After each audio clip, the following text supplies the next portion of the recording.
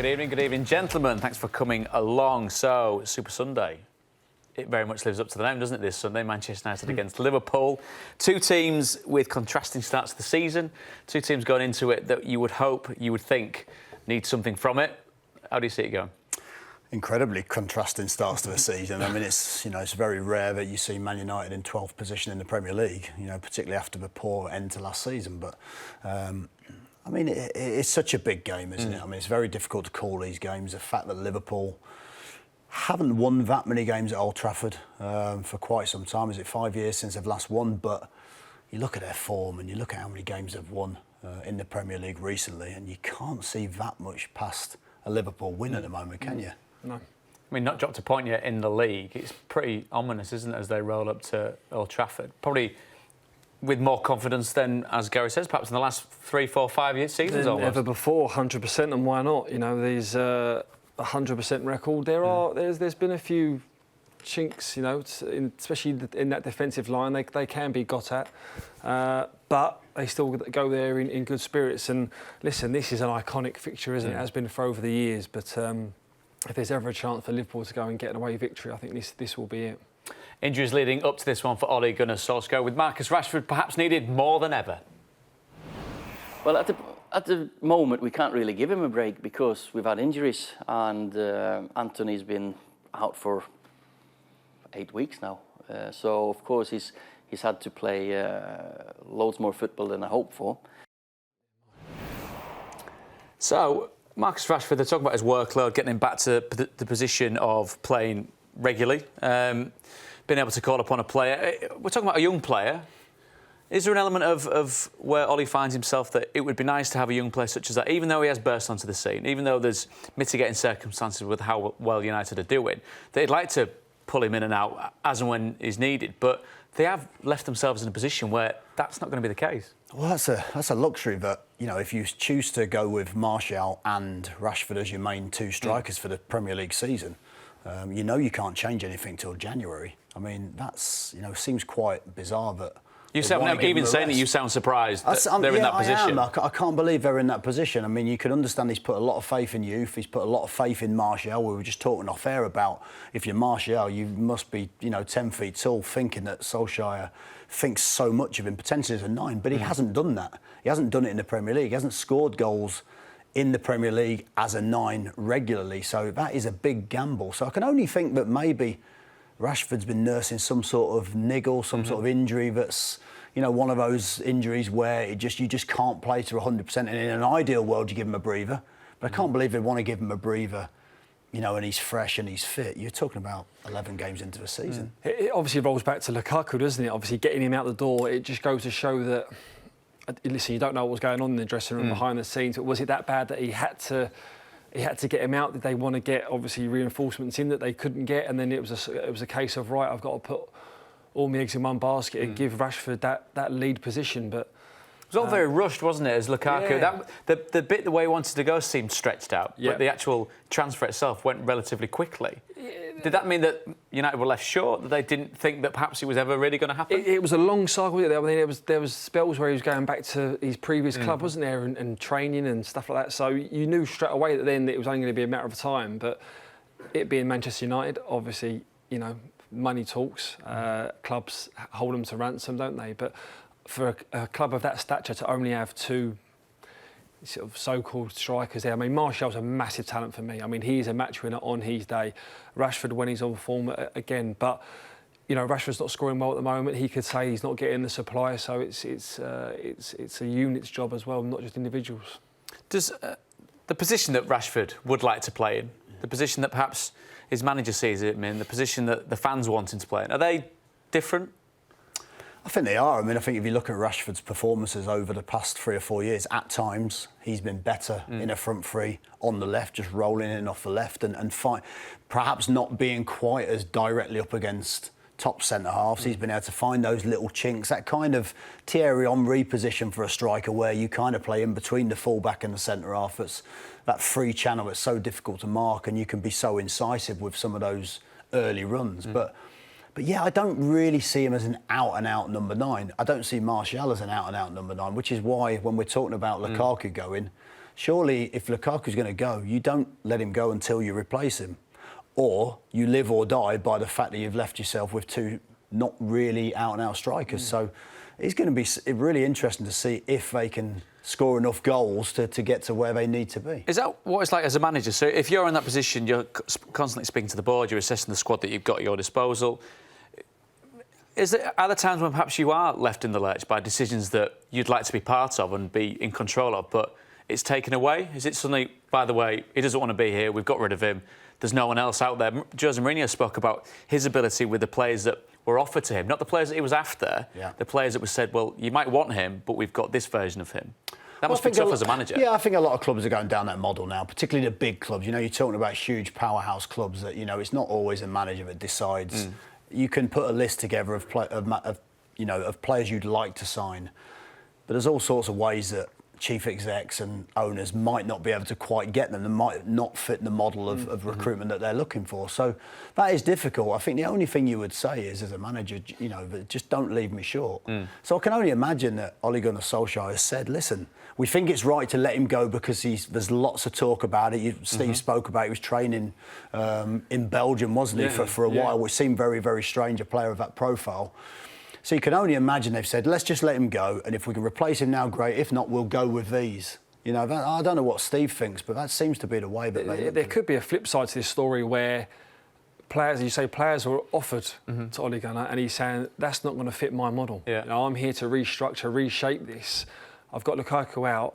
This is the direction I want to go in, explosive, young.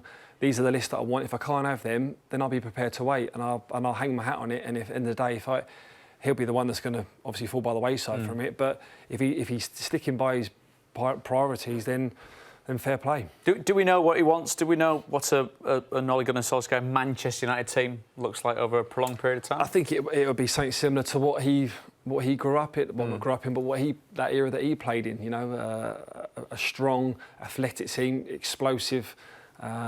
Goal scorers that can, strikers that can score goals, wingers that can provide, not just out and out wingers, ones that sort of come in, they're inside forwards now, aren't they, known as, so they can come in, link up play, and you can see that by the recruitment that they've done. And going into this game, we're looking at a manager that's answering all the questions. Seems to be the focal point. That tends to be what a manager has to do, isn't it? And there's a hell of a lot of players. Yeah, you can't get rid of lots of players at the same time. But Mason Greenwood's a doubt. No David De Gea, obviously, with after the back of the international games. Martial, we've spoken about Luke Shaw, Phil Jones, Aaron Wan-Bissaka back towards training because of coming off the back of tonsillitis. Up to nearly 9 first-team players are not at his disposal. And then you're going up against Liverpool. It could be the perfect game if we're going to accentuate the positives. Could you go into this and say to the lads, you know what, nobody expects us to get anything. Go out there and show them what you can do. Well, I think certainly when the pressure's off to a certain degree, and it seems silly, if you're a Man United player, I don't think the pressure's ever off. But I think to a certain degree, you know, there's probably even their own fans thinking it's going to be a tough game with Liverpool coming to Old Trafford. So I think to a certain degree that possibly is the case. But listen, if you're a Man United player and you've got that Man United shirt on, you have to perform all the time. It doesn't matter the circumstances. It doesn't matter where you are in the league. You have to perform to a level. Otherwise, you're going to get critiqued, and that's just the way it is if you're one of the big clubs. But certainly with the pressure off, I think I don't think it'll matter to Liverpool that they're expected in some ways to win. But if you're a Man United player, listen, we spoke about it earlier. The atmosphere is going to be incredible. If that doesn't inspire you as a player to a performance level that maybe you haven't quite reached yet this season, this could well be the game that they do that. And the gap between the two sides at this moment in time is not.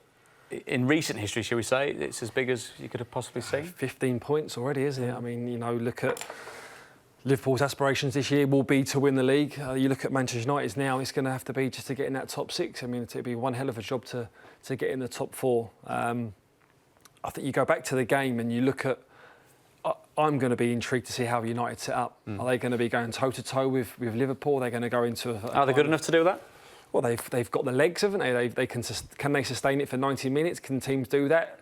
The big thing is he doesn't want to get humiliated at Old Trafford because obviously the natives won't be happy, and Liverpool will be able to pick him up off at ease if they do that. But are they going to be in that low block and explode out with obviously the pace that they've got down the wings? They've got to be obviously clinical in their finishing, but that's going to be the one that's going to be vital for me. So it's tough at this moment in time for Manchester United. For Liverpool, it all seems very, very rosy indeed. It's 4 years in charge for Jurgen Klopp.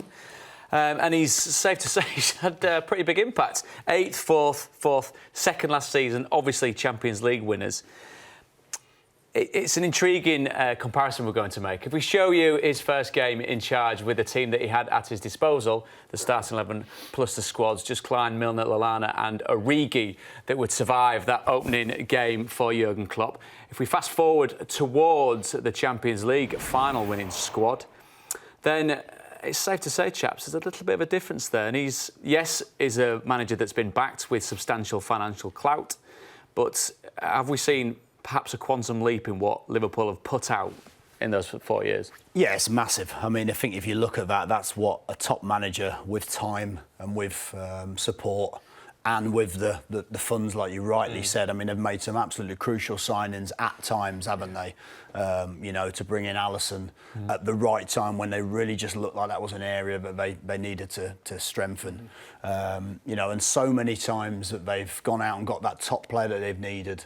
But you have to say, I mean, even Jurgen Klopp, after a couple of years, people were raising questions of whether he was the right person. But he's so charismatic. I mean, without even knowing him, you kind of think, I'd like to play for him. Because he just seems to be so giving to his players. The players look like every single one, even if they're not in the starting lineup, they want to play for him. And that's a huge effect. And for me, at the moment, them and Man City, they have that. They have players that look like they desperately want to play for the manager. In some of the other teams, you just question that slightly. But he's been absolutely fantastic. Liverpool fans love him. Is it that important? The mixture, yes, he's got to be very good at his job. But take Jose Mourinho, for example, the charisma that comes with the man that you and played for. Is that imperative? I remember you telling me a story about when he moved on, floods of tears. Everyone kind of accepted it was possibly the right thing, but this great manager that had done so much for the players was going out the door, and there was emotion all around. Well, we've all been players, and when you've got a manager that you believe in and that you would run through brick walls for, literally, that spreads throughout the dressing room. I mean, that is just something that you can't buy. And the modern day manager, this man, I'll tell you, it's all about management skills, key relationship, communication skills. If you've got that in abundance and you can get players on side, it's not just the starting 11. We're talking about a squad of players here, a squad of men, egos, starting 11, substitutes, players that have been left out 1 week. You may need them the week after. If you've got that, it's such a strong tool.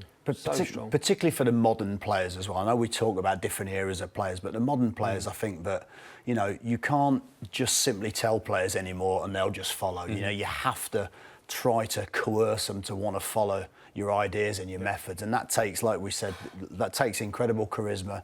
That takes a real love for the players and a real care inside that manager really cares about me personally. But certainly Klopp is, he seemed to be a master of that. Even at Dortmund, he seemed to have those same relationships. And Pep gets the plaudits, doesn't he, for improving players. But could we say the same with Jurgen Klopp, the players that he's brought, sanctioned coming into the club? Some obviously say stand out quite quickly, Virgil van Dijk quite obviously being one of those. But other players that, Salah, coming away from English football, coming back into English football, tearing it straight back up again. How he's improved a player such as Sadio Mane coming from Southampton. Andy Robertson. We couldn't dig out where he was 4 years ago, but it'd probably be somewhere bizarre, like he said on that tweet when he won the Champions League. But for the point of view being that he seems to get people together and collectively the level goes up.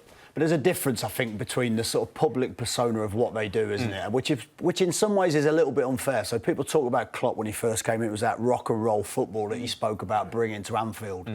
So people perhaps maybe label him as charismatic. He's a great manager. When people talk about Guardiola, because I think the way he's so cleverly, he plays that game so well in terms of he improves players. He's on the pitch afterwards, almost coaching the players. I think Klopp is more of he is just what you get. That is him. Whereas I think Guardiola's very, very, very good at not carving out that perception, but adding to that perception of how good a coach is. I think they're both equally brilliant coaches. How do we see the game going? I'm going to stick my neck on the line. I'm not going to go for United being. No, I'm going to go for a draw. That would be ridiculous. I'm going to go for. I think United will get a draw. I do, yeah. Kaz? Well, I can't see anything other than. We of course won't hold you to the exact prediction that you give. Other than a Liverpool, I just think the form. I think I can see a Liverpool win. Okay.